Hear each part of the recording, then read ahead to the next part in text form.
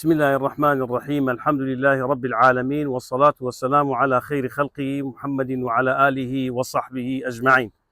بەڕێزان خۆشەویستان مسلمانان سەلام و ڕەحمەتی خوای گەورەتان لەسەربی. بەڕێزان لە چرکە ساتەکانی ئاوابوونی خۆری کۆتا ڕۆژی مانجی شەعبانین. لەو چرکە ساتانەدا پێغەمبەرمان عەلەیهی السەڵات وەسەلام مژدەی زۆر دڵخۆشکەری بە ئومەتەکەی خۆی بەخشێ و پێی ڕاگەیاندینە.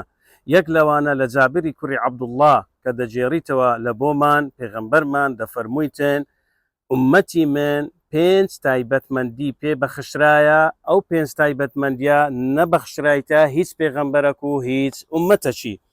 یەک لەو تایبەتمەندیانە ئەوەیە لەگەر یەکەمین شەوی مانجی ڕەمەزانێ خدای گەورە جەلە جەلالوه بە نەزەری ڕەحمەت تەماشای بەندە دڵسۆزەکانی خۆی دەکاتن. ئەگەر خوای گەورەش بەو نەزەرە ڕەحمەتەی سەیری هەر بەندەک لە بەندەکانی خۆی بکە، ئەوە بەشارەتەکی زۆر گەورەیە کە ئەو بەندە مسۆگەری ئەوەی دەکاتن لێخۆشبوون بەدەستدەینیتن، ئەمین دەبیتن لە عەزابی ڕەب العالەمین، خدای گەورە قەت عەزابی ناداتن. دووەمینیان ئەوەیە هەموو شەوەک و هەموو ڕۆژەکی مانجی ڕەمەزانێ مەلائیکەتەکان داوای لێخۆشبوون لە بۆ بەندە دڵسۆزەکان دەکەن، داوای لێخۆشبوون لە بۆ بەڕۆژوەکان دەکەن. ئەوەش مژدەکی زۆر زۆر گەورەیە. ڕەسیدی گوناحەکانمان چی لێ دێ دێتە خوارێ، گوناحەکانمان دەسووتێنی و لە ناویان دەبا، وەچی ئەو ڕۆژەمان لێ دێتن کە لە دایکمان بووینە و هیچ گوناحەک و تاوانەکمان لەسەر نەبووە، خوای گەورە بە قسمەتی هەموو لایەکمان بکاتن. سێمینیان خۆشەویستان لە تایبەتمەندیەکان ئەوەیە ئەو بۆنیدەوەی کەوا ئینسان لەبەر هۆکاری بە ڕۆژوو یاخود لەبەرەوەی کەوا کەم قسەی دەکاتن کە بۆنی دەوی دێتن، ئەو بۆنەدەوە لەکن ڕەب العالەمینی لە بۆنی میسک زۆر زۆر خۆشترە. ئەوەش یەکە لە تایبەتمەندیەکان و لە بیشارەتەکانی دیکە.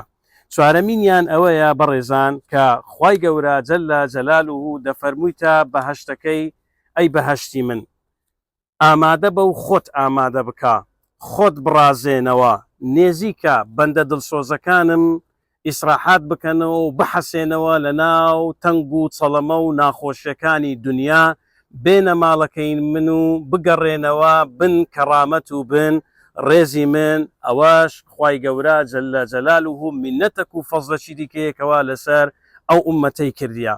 لە هەمان دڵخۆشکەرتر ئەوەیە لەگەر کۆتا شەوی مانجی ڕەمەزانێ خوای گەورە جەلە جەلالوه بیتاقەی لێخۆشبوونی خۆی دەداتە بەندەکان، لێخۆشبوونمان پێدەبەخشیتن، وەچی ئەو ڕۆژەی کەوا لە دایکمان بووینە هیچ تاوانەک و گوناحەکمان لەسەر نییە، خوای گەورە جەلە جەلالوه ئەو بیتاقەیە و ئەو ئەنجامەمان پێدەبەخشی. بەڵام ئاگادار بە، ئاگاداری ئەو خاڵەی بە، ئەگەر ستەمت لە خەڵق کردیە، ئەگەر برای ماف و حەقی برایەکەی خۆت خواردیە، ئەگەر میراتی خوشکەکەت نەدایە و مەحرومت کردیە و مافەکانت لێ زەوت کردیە، مافی جیرانەکەت پێشەل کردیە، یاخود مامی حەقی برازایەکەت خواردیە و زەویت لێداگیر کردیە و یاخود زێدەڕۆیت لە زەوی و زاری جیرانەکانت کردیە، بە دوو عیب و عاری خەڵکی کەتی و عیبی خۆت لە یاد کردیە، معاملەت لەسەر معاملەی خەڵکی کردیە، خەسووی ستەمت لە بووکەکەت کردیە و بوچی ستەمت لە خەسوەکەت کردیە، هەرگیز ئەتوو شایەنی ئەو بیتاقەینی خوای گەورە جەلە جەلالوه ئەو بیتاقەیەت پێنابەخشی، چونکە ئەوە حەق الناسە. ئەو جۆرە مافانە ئەگەر خۆت لێ دەرنەینی، زیممەت و ئەستۆی خۆت لێ بەتاڵ نەکەی، نەڕۆی گەردەنی خۆت پێ ئازانەکەی، مافەکان نەگەڕێنیەوە شوێنی خۆی، هەرگیزا و هەرگیز بەتەمای ئەوەی مەبا کە خوای گەورە جەلە جەلالوه ئەو مژدەیەت پێ ببەخشی و ئەو لێخۆشبوونت پێ ببەخشی. لۆیە هەتا زووە خۆت سافکە، ئەستۆی خۆت پاک بکەوە، بڕۆ داوای لێبوردن بکە، بڕۆ داوای لێخۆشبوون بکە، بڕۆ مافەکان بگەڕێنەوە لای خاوەنەکانیان، بەرچی خوای گەورە جەلە جەلالوه ئەو بیتاقەی قوتاربوون لە ئاگری جەهەنەمێ پێت دەبەخشیتن و بە توش دەبەخشی و بەمەش دەبەخشی. ئینشاء الله خوای گەورە هەموو لایەکمان سەرکەوتو دەکا و موفق دەکا و وڵاتمان ئاو ئاوەدان دەکاتەوە و ئەو ئەمنە و ئاسایشەمان هەر لە بۆ بەردەوام دەکاتن. وەسەلام عەلەیکم وەڕەحمەتوڵڵاهی وەبەڕەکاتوه.